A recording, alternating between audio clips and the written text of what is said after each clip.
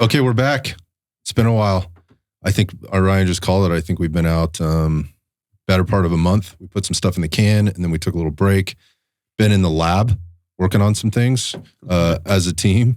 I've been working on some stuff individually with some assistance and kind of check-ins and feedback from the team on a new program. We'll actually mention it here in the podcast today. It should be available here really soon. We're cleaning it up, making sure it works the way we want it to. Run the program, know it works there, but just in terms of delivering it to other people, I'm excited about it. Like I said, we'll make mention of that.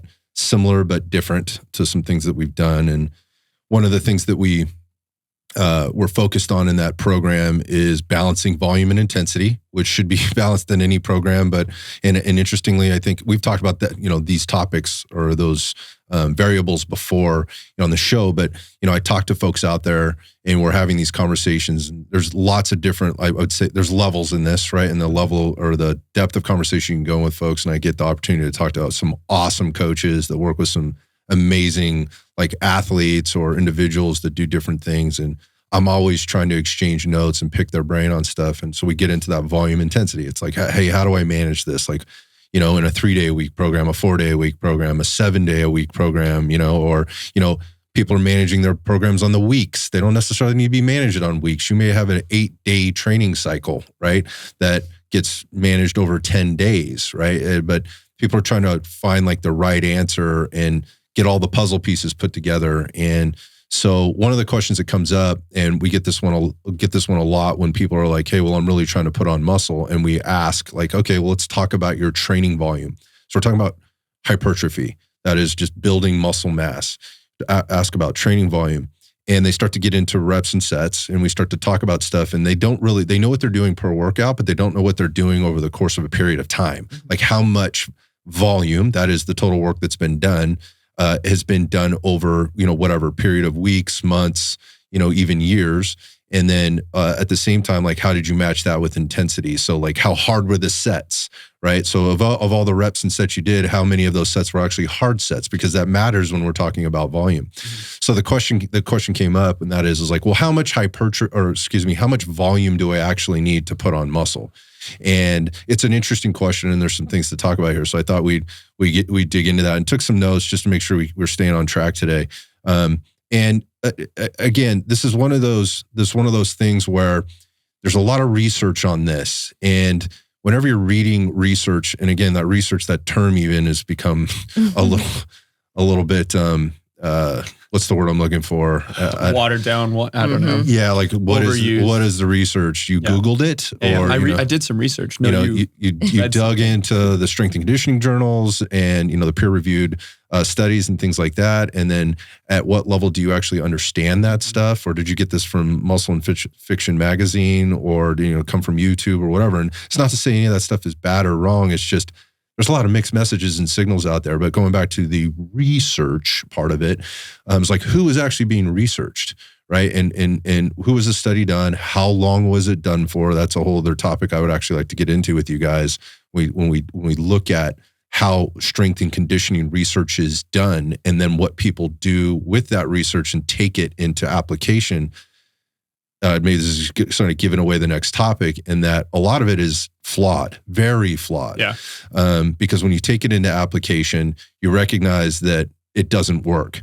Yeah. Can you replicate it? Yeah. Can you replicate it? Like, again, who was the subject matter this study was done around and so forth? Again, I don't want to go too far off on a tangent when we're talking about volume for hypertrophy, but I think what happens when we start asking questions about their hypertrophy programs is they start talking about all the reps and sets and how many exercises they're doing per body part. And again, then we can start to get into, well, what's the intensity levels like in those, I'm going to failure, or I'm going close to failure. All right, how close, and how many, what does your build set pattern look like for your heavier lifts on your bigger compound lifts, or your main movements, we could refer to them as, those kind of things. What are you doing for those ancillary things? When you're like in a more of a repetition sequence within your workout program, how many sets you do before that? Like, these things matter, but people don't like to get into that. And I think the general exercise doesn't like to get into that, because then it comes down to, dude, I just want to work out, bro.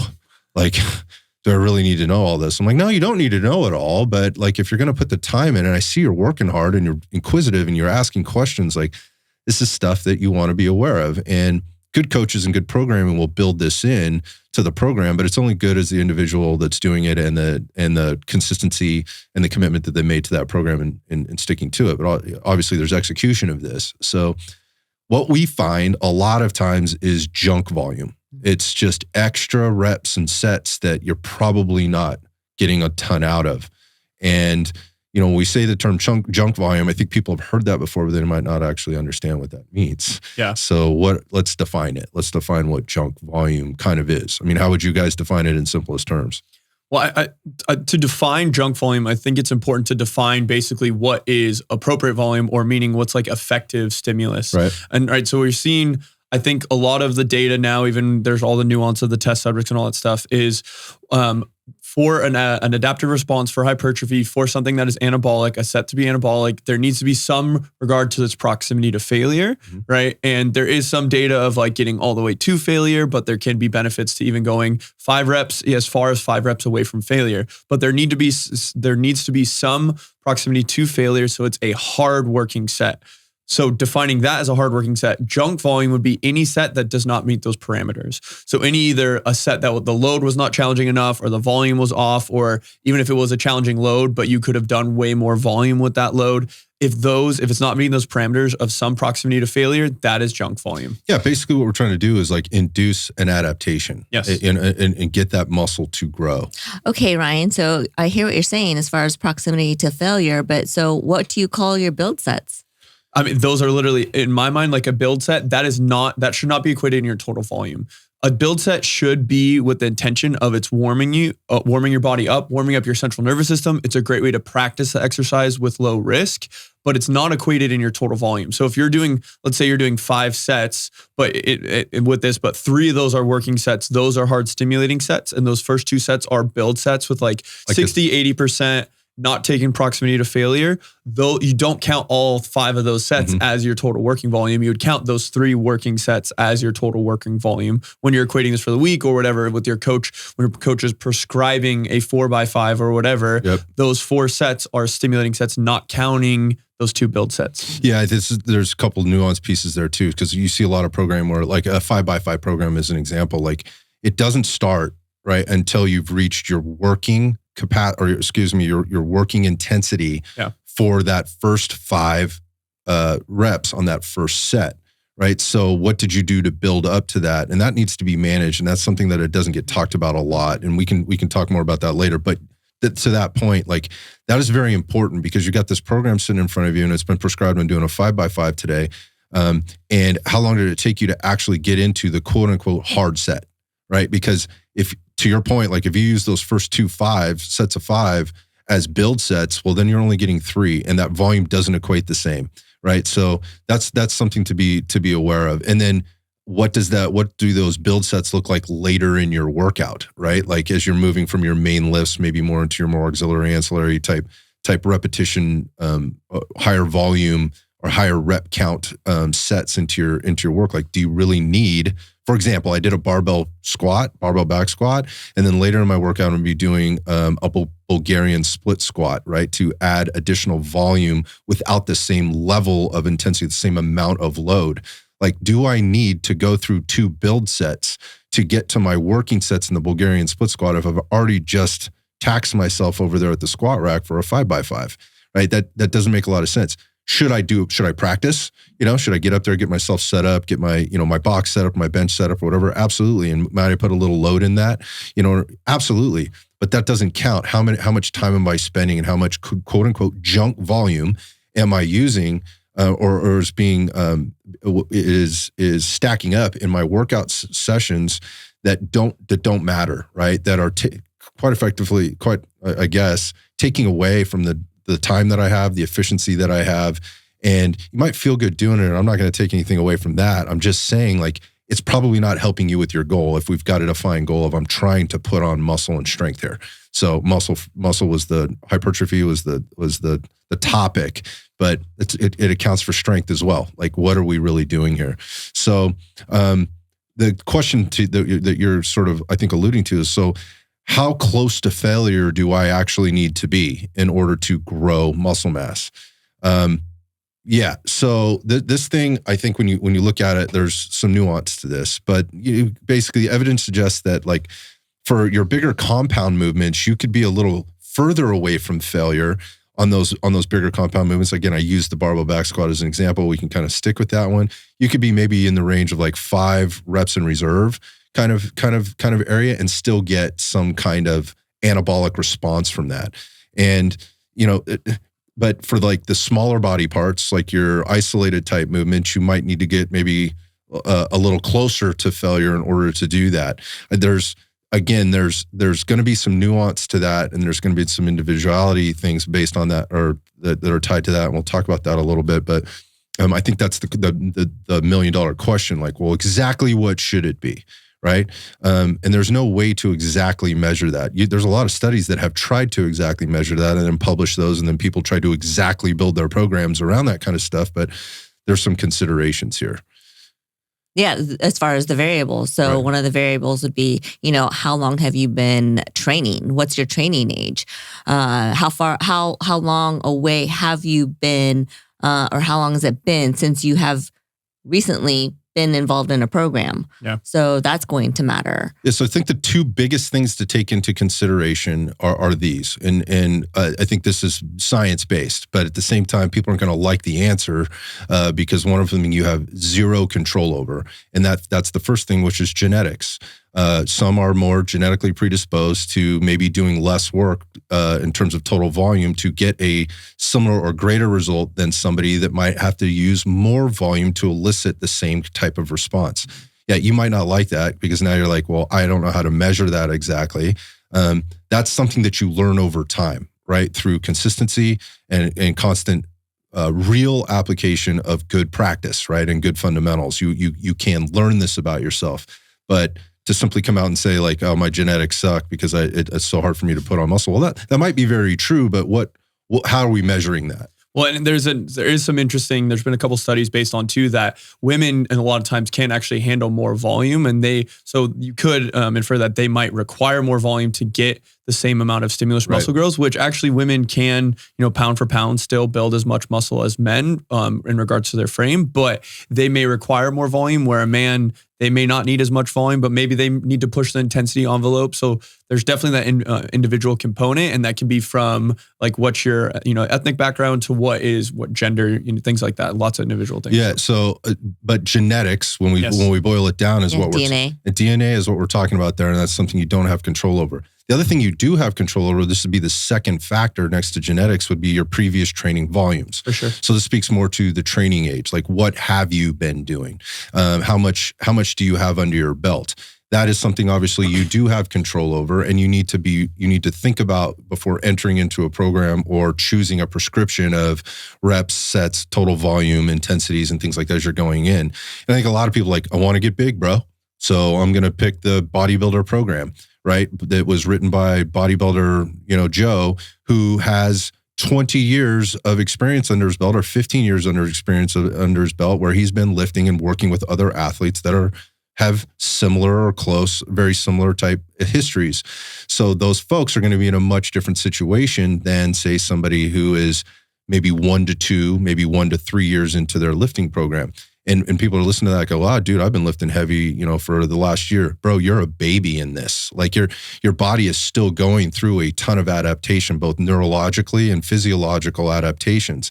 So we talk about this, like what's going on with the central nervous system, and then what's going on that trickle down from there, or the cascade down from there in terms of muscle tissue, activation of that tissue, growth of that tissue, resiliency of that tissue, all those kinds of things. Where are your deficiencies, your discrepancies from one side to the other, top to bottom, so on and so forth. How far did you stray away from, the squat rack, and just do everything you could see in the mirror, right? With pushing and pulling and arms and that kind of thing, because that plays a major factor in the bigger picture. So I don't want to get too far in the weeds. Our point being is previous training volume is a big deal. Like, how much experience do you have? And within that volume, what were your intensities like? Right? Exactly. I mean, that's a really good example, because a lot of people, they say they've been doing a lot of volume, but on, really tying into like the junk volume is just because you've been doing 20 sets, the thought process is, okay, if I want to push this envelope, I need more volume, which a lot of people just hammer the volume component. And they're, okay, I'm going to go 25 sets. But if those 20 sets you were doing was just way too much for you, you weren't getting good quality movement, good quality proximity to failure, the intensity wasn't good, you weren't doing a true 20 sets. Correct. So I think to really, if we're talking about the individual, like you need to really think through, are those sets that you're doing, are they actually stimulating? Are they actually challenging hard sets? A good example we talk about when someone does like, and you'll see some of those classic bodybuilding workouts where it's like, oh, they have like 8 chest exercises that are all 4x12 or whatever, right? Like, okay, yeah, you were getting your full 20 whatever sets, but your body was so trashed by the end of those last 3 movements. Like, were you actually getting 20 sets versus if you split that up into 2 training days, or you're doing an upper or whatever, and you're getting those same amount of movements, but you're splitting that up, that might be enough to cause growth, even though you're doing the same amount of total sets. Yeah, that is a very good point. I'm glad you brought that up. And that is, again, this splitting, what we're doing in terms of like body part split workouts versus full body, multiple days, or a push-pull type of combo. When we're looking at things like concurrent training or conjugate style training or things like that, where you're breaking up the same amount of work over multiple days. We've talked about this before, and some of our programs actually have that built into it. Same amount of work over multiple days, which allows for more intensity on those days. So you're getting closer to failure or to failure over 2 sessions, right? And you're breaking that up. So again, yeah, you mentioned like the chest workout. So I start with barbell bench press because that's where you're supposed to start, right? Everybody starts there. Then you go to incline barbell bench press because that's obviously the next best choice, right? And then in the same workout, then you go to the cable fly, right? And then when you're done doing that, you're adding something else, like you're wrapping some fucking cuff around your arm, and you're doing an isolated movement. I see these kids doing on the thing, which is driving me fucking crazy. It's getting bad, right? Where they're doing a single arm, fly type, and they're like strapped down to bring a seatbelt to the gym. So by the time you got to the stupid cuff cap, strapped to the cable movement, right, which may have some application and some value for somebody, but at that point in the workout, you're not wasting your time, man. Like, because you hit the barbell bench press, then you hit the barbell incline press, and like, what's really left in the tank and how close to failure you're actually getting based on the fitness to fatigue model. You've already taxed the system. And I'm not saying it doesn't work. I'll tell you when stuff like that works really well is when you're on PEDs, right? Like, try to do the Ronnie Coleman workout not on PEDs. You are not going to survive, right? You're gonna get trashed. Now, some people might respond well for a while, but you will not be able to sustain that without having some of these things on board, or some wild genetics, as did Ronnie Coleman. So, or does. So my point being, like, there's nuance in this. So here's the good news, right? In this, and that barring some type of prohibitive physiological or neurological condition, every body, right, is going to respond to resistance training when applied properly, right? So again, that's a broad statement, but if you're doing some resistance training, your body is going to respond. It will have an anabolic response at some level for a while until it doesn't, if certain variables aren't adjusted. So that's the good news. So even if you're the quote unquote hard gainer that needs, more volume than the person that needs a little bit less based on the genetic factor that we mentioned before, your body's going to respond. So that's the good news.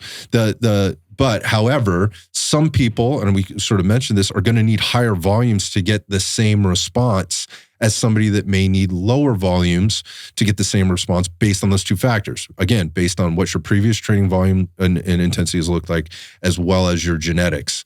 So there is nuance here, but at the end of the day, like, everybody's going to respond. We're just trying to find like what that middle ground is for us. And that only comes with experience and in the consistency and constantly going through it. Now, here's another challenge I think people run into, and that is they started a program at some point, just like anybody else. So genetics, shitty genetics or great genetics, whatever that means, and no training volume history at all, you're going to have probably a larger response at that particular time because you have not had any kind of stimulus, and you're going to see the quote unquote newbie gains, right? They're going to come on fairly quickly. The example I always use is like, you get to bring the person in on day 1 for their first session, right? In week 1, you give them a set of 15-pound dumbbells to chest press off that flat bench, and they're wobbling and they're kind of all over the place, and they are, they wake up the next day, they're incredibly sore after doing 3 sets of 8 or 3 sets of 10 or whatever else. And it feels terrible, right? It feels awkward. It feels terrible. Week 3, week 4, those 15-pound dumbbells feel like 5-pound dumbbells. Is that because they grew this enormous amount of new muscle mass, right? And strength in that amount of time?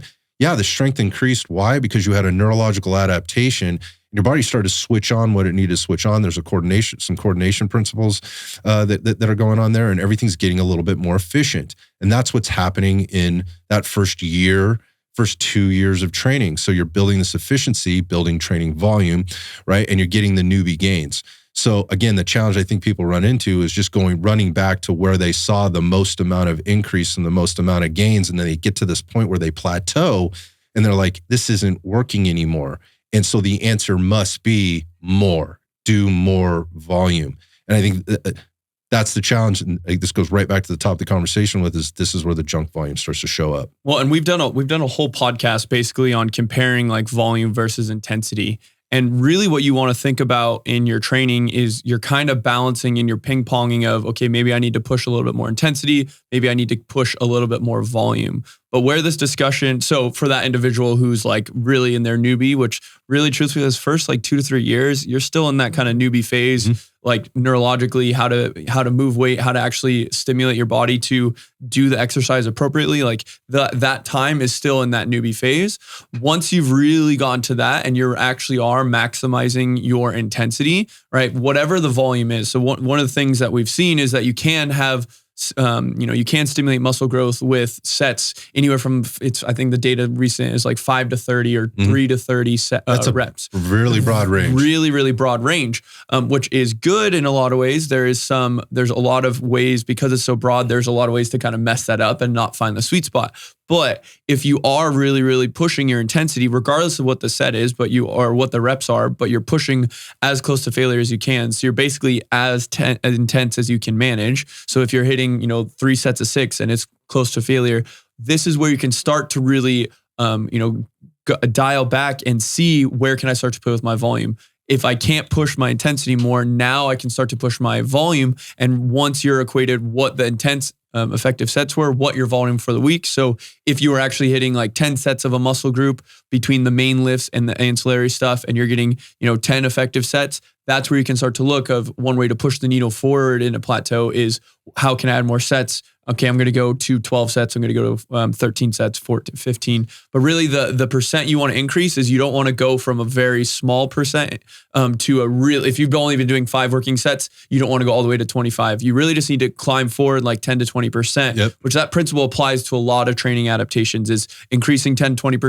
And that should be enough to move the needle forward. And you see how that your body responds to that for a training block, for a training phase. For a training block or a training phase, which should not 1 week. Exactly. So it needs to be for a period of time. And I would say that's probably somewhere in the neighborhood of 6 to 10 weeks. Yes. Right. That's a good ballpark to be working in, to be evaluating things. And if you're not tracking, you can't manage this and you don't really know. So it can't just be going on feel. There needs to be some data metrics. That's being, metrics that are being collected there. I mean, that should be before any of this. Yeah. Like before you worry about all this stuff, are you tracking? Yeah. Like that should be that's a basic. Again, this goes back to the junk volume. People don't actually know. They're just taking on a program. Do a bunch of exercises. They're just doing the exercises, right? I'm doing the program, right? Well, what is the program? Well, this is the program. Well, what does this mean? Anyway, going back, so you mentioned like if you're at a lower amount of volume, how much volume should you put on if you've reached a plateau in terms of your hypertrophy training? The other question that should be asked is like, well, what if I've already been at like 20 to 25 sets and I'm still not seeing that? Like is moving back to like 15 total sets, is that going to move the needle for me? It's probably not, right? It's probably not. We might need to reevaluate, like, again, going back to like, where is the intensity level been for these 20 sets, right? And if we do move it back to 15 and we increase the intensity, we start to see the change happen. Well, and this is where people a lot of miss with this because there's so much data now on, okay, you should be doing this number of sets and this is what's appropriate and this is what we see in the data, right? But I think a lot of what you mentioned it earlier of the fitness to fatigue model is where we can see a lot of increase in progress is you may be doing 25 sets and you are taking the proximity to failure. And it does feel challenging and you are working hard, but you're not making progress. But because you're doing too much work, too much volume that you can't recovering from, your nervous system can't recover, sleep, all the other things that impact that. So maybe let's say you're doing close to failure with 100 pounds, whatever movements for 25 sets, right? But now you back off to 15, and because you're recovering better and your nervous system isn't so fatigued, now you can use 150 pounds.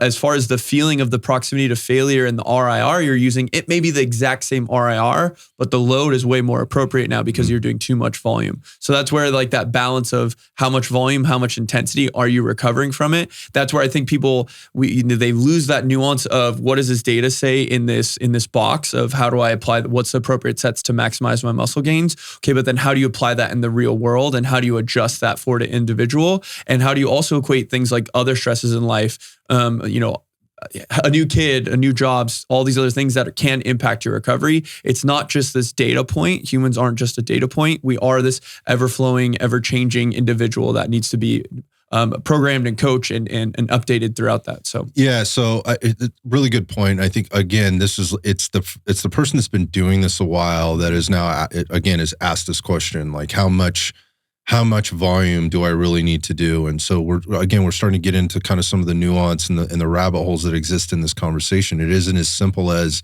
this is the number to reach the goal. It's very individual based, and we've mentioned all that. But going back, I think the takeaway on this, like, is even if you're doing 20 sets already, like increasing, the total number of sets by a few sets per week could push the needle for you, right? And you need to do that for a while to understand if that is working or if it isn't. And if it isn't, then I think you need to dig a little deeper in the considerations that you just mentioned. There's like, all right, what else am I missing here? It's not about what's happening in the weight room. It's what's happening outside the weight room, or the gym that could be impacting me here. And I see this, I see this a lot in the first responder community that are very hardworking. The folks that are trying to be athletes, they're really working hard, and they've got this thing wrapped around their head. Well, more is better, right? And I have to do this. Yet there's all these things they have to get done, like in the course of the day, and they're trying to really put more on the plate than what they can probably handle. And then you talk to them about their training program, and you start to suggest, well, maybe a little less running, right? Or maybe a little less volume, right, in your training, and you might be surprised. They freak out. Right? They think, no way. No, it's not enough volume. Like if I'm not doing this, then I'm going to look bad, or I'm going to suck, or I'm not working as hard as the other guy. Yeah, that is very individual, like for a lot of reasons. We mentioned some of those here, but I think that's where people get lost. Like they see somebody getting a result, they are doing X amount of volume, at these intensity levels, and they're trying to adopt somebody else's program without a base of, again, we talked about this, like your genetics being a primary consideration here. And the second thing is like, well, where did you come into this thing at, man?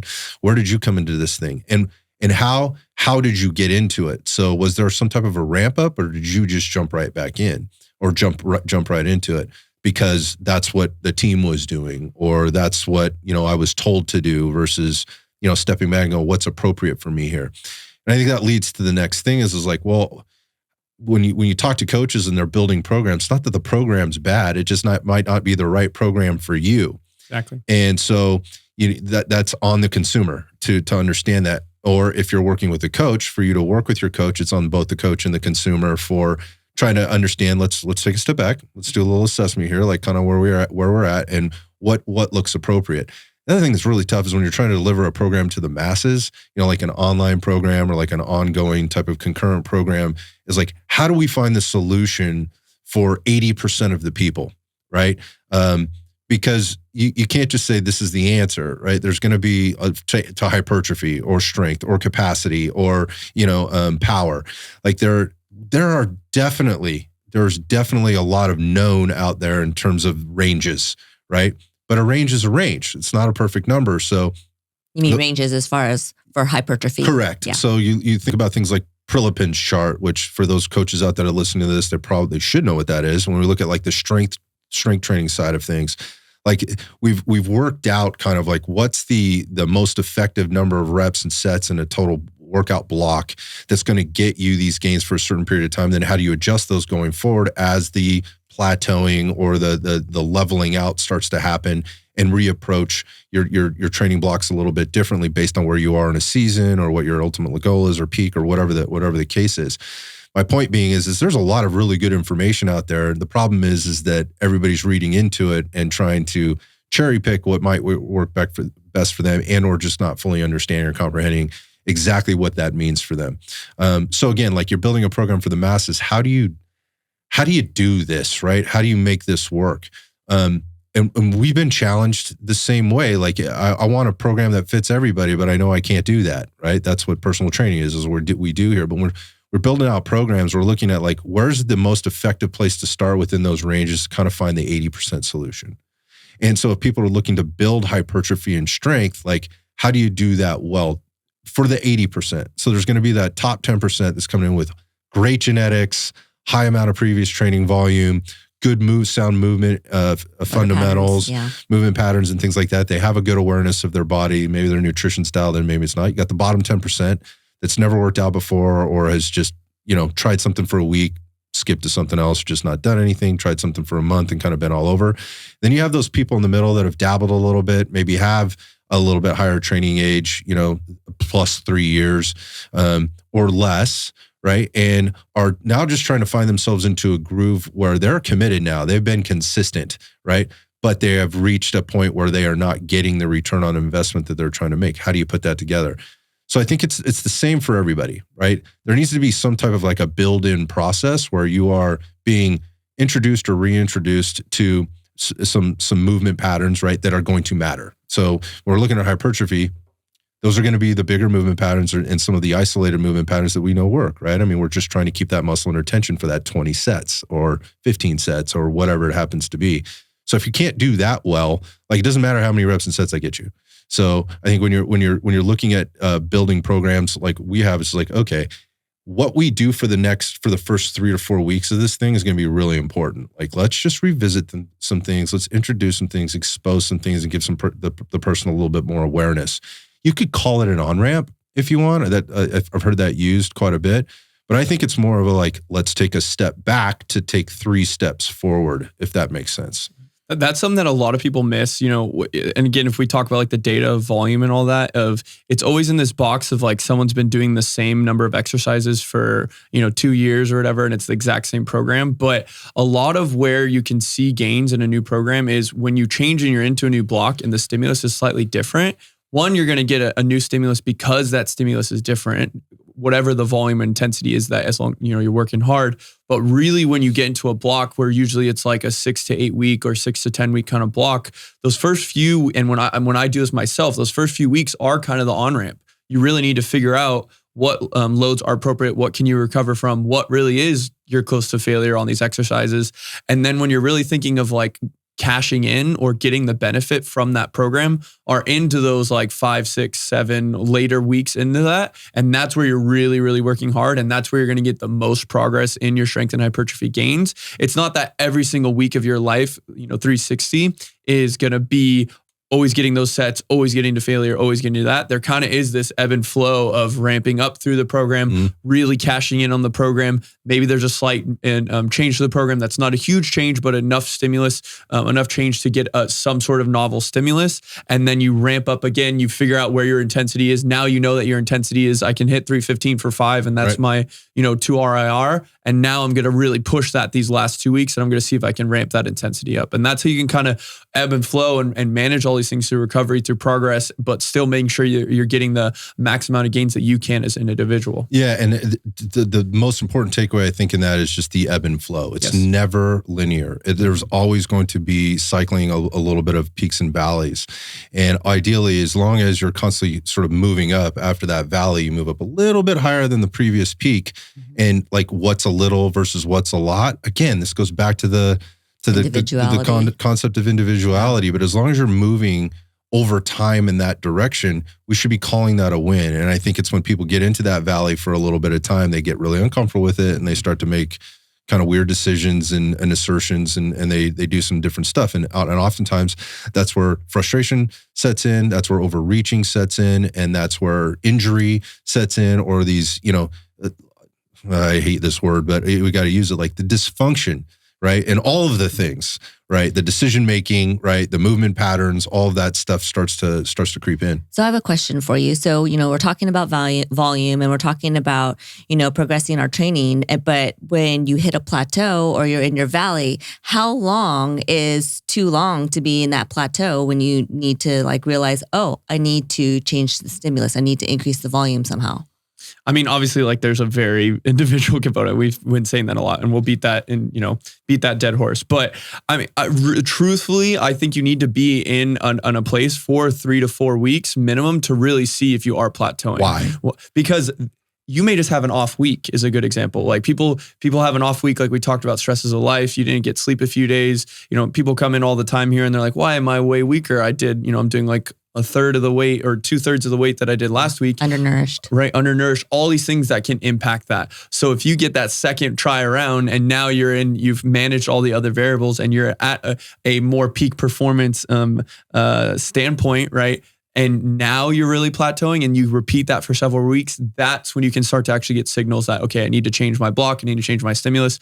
Or it could be one of those outside factors. Nutrition. Sleep. Oh, I was just talking to one of our coaches here who he was feeling pretty trash in his training and he hadn't really changed his training that much, but he realized he's put on a good amount of size over the past he's not eating year. Enough calories. And he was like, oh, my calories are about the same as I was eating, 6 months ago, and he weighs 10 pounds more. Yeah, when he started tracking again. Exactly. Yeah. So now he just upped his calories and boom, he instantly felt better in his training. Right. So if you, at the first sign of wait, last week I did 100s for 3x5 and this week I only did 100 for 3x5, or maybe I did less, and you go instantly, I need to change my program.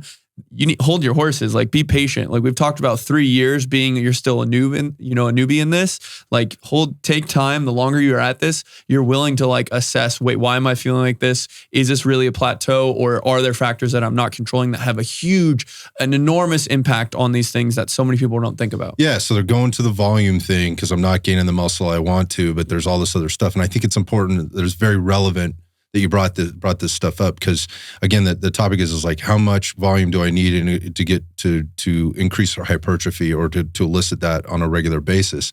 And we kind of gave you some of the answers to that, right? But at the same time, there's a lot more to it than that. You can't silo it all. So in trying to keep in trying to go back, the reason I brought the programming piece up is the answer may not necessarily be in the programming. And I just want I'm glad you guys, brought this up and you're making that clear. The answer could be in a lot of other places. But if you're looking to, all things considered, right? You've got all things equated and everything's pretty much dialed in. How much do you need? Well, wherever you're at, let's maybe take it up, 5 to 10% or 10 to 20% on the higher end. So you got some ranges there, and just start to push a little bit and stay there for a matter of weeks, right? To see what kind of a response you get. And then you can make adjustments from there. And that's the important, and that's where I think people get lost. Is well, how long should I stay here for? Well, if I put on, 20% last week, then I should be able to put on another 5% this week. No, No, wrong, right? Let's stick with this for a bit and let's see if we're getting the result. Because you maybe, again, off week versus on weeks. And this, we talked a lot about the individual, but this is meaning where you at currently, and did other factors change in your life? Did age, right? So, okay, I used to do 25 sets when, 15 years ago when I was 25, but now I'm 40, right? Yeah. That's going to have a huge impact of what you can handle and what might actually be hindering your progress. We have a client that we both work with who she's been struggling with some of her results right now. And really we're looking at one, all these life factors, but then two, maybe right now we need to kind of back off some things. And she's been digging a little too deep for a little too long and really pushing. And that's why she's hitting some of these plateaus. So it's where you currently, not where you have been. And sometimes if you're someone who trained for 20 years and then maybe you took a little bit of time off, the amount of volume that you need now may even be less than an individual. Could be much less because it's way easier. Your body likes, once you get jacked and strong, your body likes to be jacked and strong. Yep. So when you even take a break, it's way easier to get back to being jacked and strong. It's way easier to maintain if you've put in the years of the hard work, the dialed in work, the appropriate training volume. Now you need to equate what volume can you handle for one, for recovery, two, for your time, managing all these other stresses in life. Those are all things to consider. And that's where the sweet spot of the right appropriate volume for you currently. Yeah. So going back to finding the 80% solution, I was talking about this new program I'm working on it's called Fit for Action, right? And really the reason I built it was because I have so many conversations with the people you just described. I used to do this, I used to be jacked and strong, or jacked and strong set aside, I used to be way more fit and I'm not that way anymore. And a lot of times it's with people that are kind of aging up, right? They're starting to get into their 40s and like, dude, like my body just doesn't recover the same. Yeah, no shit. Like things change, man. Like I don't have the time, right? I don't have the time. I have more liabilities, responsibilities. I also found, like I didn't necessarily love going to the gym anymore and lifting weights. Like I know it's important for me and I still get enjoyment and fulfillment out of it, but I found jujitsu, or I found a mountain bike, or I now go surfing a couple of days a week, and I like hiking, on the weekends, or, going out with the kids and, on a long bike ride or something like that. And they're like, this is like, I don't have the time to get it done, or I'm trying to cram it all in. And then when I get to these activities, I'm toast. Like I'm fried. And so that was me, like just trying to get everything done. And I wanted to feel good when I was doing these activities outside the gym. And it wasn't just about strength and hypertrophy. I just did that that was the focus for so long. And to your point, like I don't have to train with a lot of volume anymore in order to see some pretty good results. Again, that's just based on my background and not probably, but certainly my genetics, at some level. So in kind of building this program, I went back to like RDF Strong, which is our kind of signature strength and muscle building program that it really, for us, we were looking for the 80% solution. And for those people that have, whether it's kind of like a beginner to intermediate program, and it's a great launch pad to then jump into something that's a little bit more advanced. And it's a program that could be repeated consistently, particularly if in your first couple of years of training, like hypertrophy training.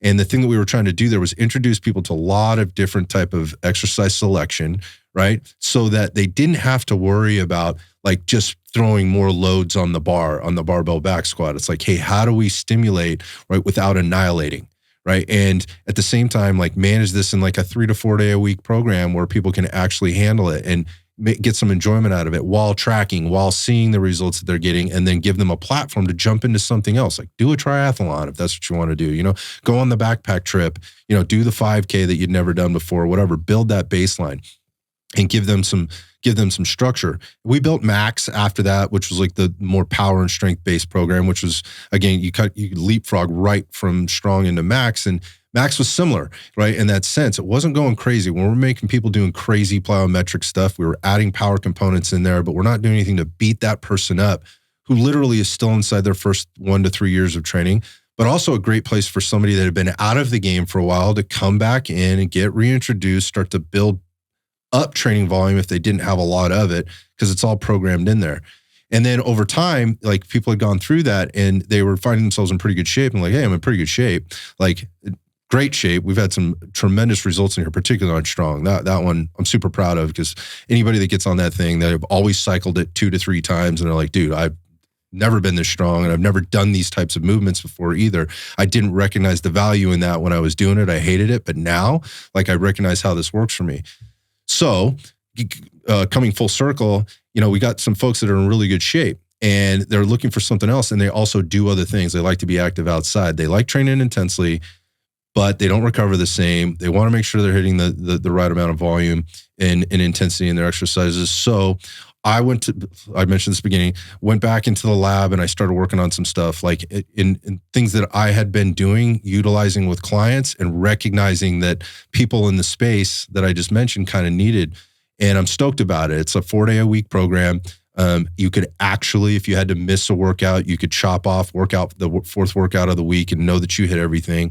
it does start it starts right into it. I mean, we get right in with some lower rep scheme type things where we're working a little higher intensity. Again, it's for the intermediate to advanced person.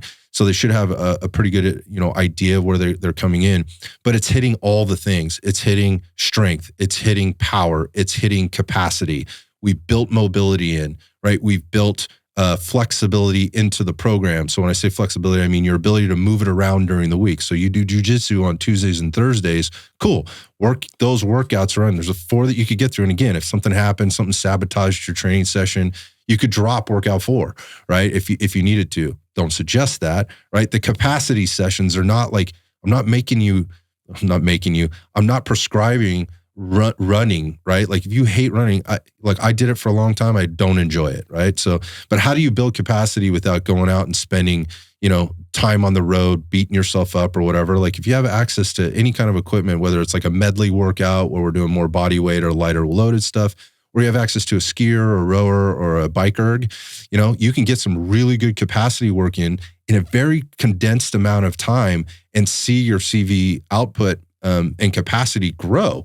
And so anyways, that said, like without over talking it, I'm going to drop it pretty soon. I'm still cleaning it up and making some fine tuning stuff for user friendliness so that people understand what they're doing and why they're doing it. But the whole point comes back to, if you're looking to build strength and power, we will that first block, right, when this thing drops is all about the building strength and hypertrophy so that we can move into more of a power focus and move into some of the capacity focuses over time. But you're never going to go backwards. You shouldn't be going backwards because we're managing it for you, and you'll have visibility to understand the appropriate volumes and loads for you in it in terms of the app that we're running it through, the accessibility of that information, the records keeping, and the reporting, which I'm super excited about because I think there's a way to get that out of your program from a lot of other programs, but people don't actually know how to use that information for themselves while they're in the program. I think one of the things I like about this type of programming that you don't see in a lot of programs that are super periodized is, even though there are going to be focuses on this period where it's more strength hypertrophy, or there's more focus on power, more capacity, you're still always kind of keeping your baselines up because strength is always going to be a focus. Strength's always going to be there. There's always going to be some capacity component. Because I know for myself, when I've done programs and I'm like, all right, I'm going full strength mode, and then I try to go up a flight of stairs and I'm like, oh, my capacity is not quite there. Breathing heavy. And I don't like that feeling anymore. Like I like maintaining all these attributes. There is still a benefit to like having a focus, which is what that program elicits and what you do. There is, hey, right now we're going to really try to push the strength component and try to maximize that. But we're still going to make sure you can go up those flight of stairs. You're still going to have some sort of capacity component, and you're kind of maintaining all the baselines. You're pushing one a little bit, but then the goal with this kind of program and what is really effective, and we see this with our clients when we implement this, is you start to see success in all of these fields and all these areas and these components of fitness, and not just one or the other. And it's not beating you up, exactly. Right? It's not beating you up. And like the capacity component is an example. Like if you're a cyclist or a runner, then you could drop the capacity work from that particular program, again, given it flexibility.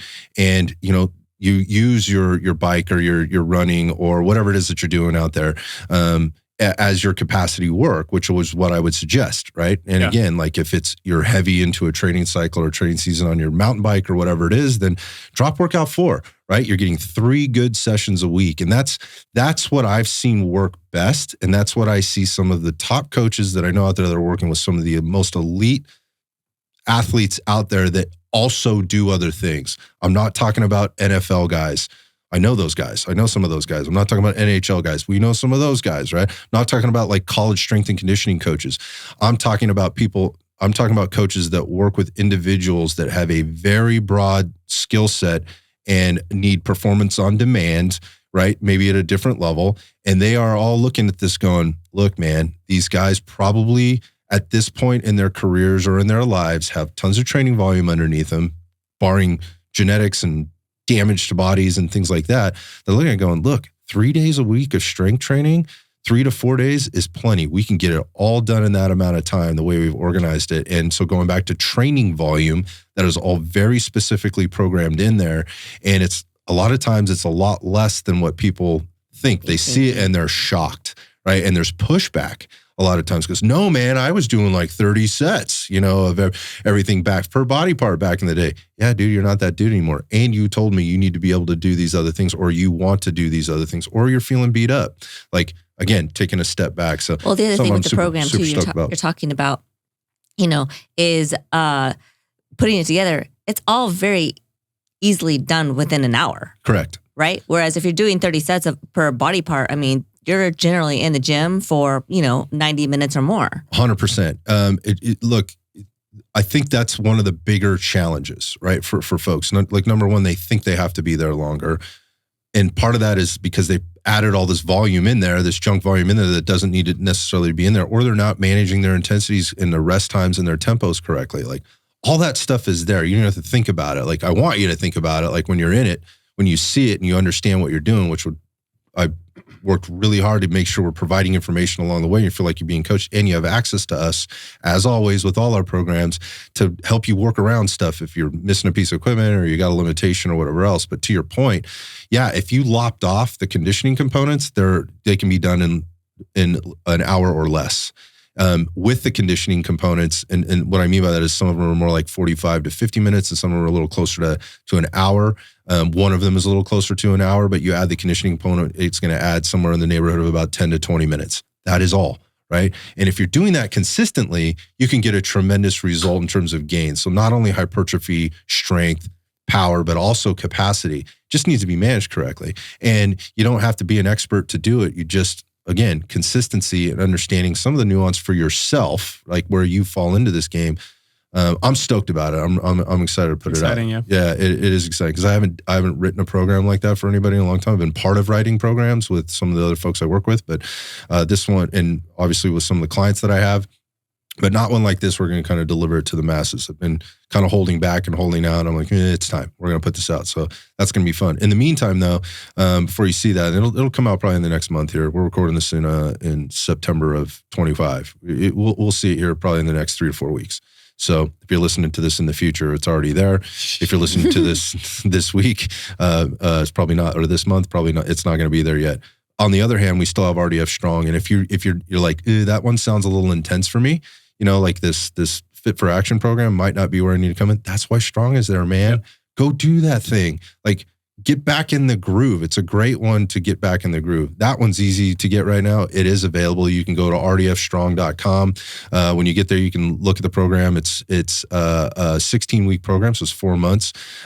You can use as much or as little of it as you want. The order matters. The workouts matter. So you want to follow that, but you can get 25% off of it by using Strong25 on that code too. So go check out rdfstrong.com and get that program.